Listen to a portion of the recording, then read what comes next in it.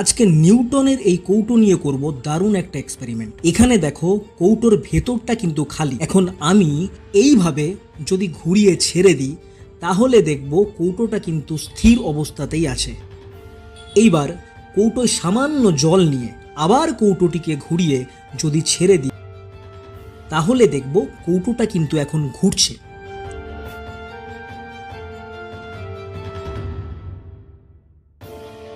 আসলে প্রথমে কৌটোটি খালি থাকায় সেটিকে থামিয়ে দেওয়ায় সেটি আর ঘুরতে পারেনি। পরে ভেতরে জল থাকায় কৌটোটি ঘুরিয়ে দেওয়ায় জল একটি ঘূর্ণন গতিশক্তি লাভ করে এবং কৌটোটির ঘোরানো বন্ধ করার পরেও জলের গতির কারণে কৌটোটি আবার ঘুরতে থাকে।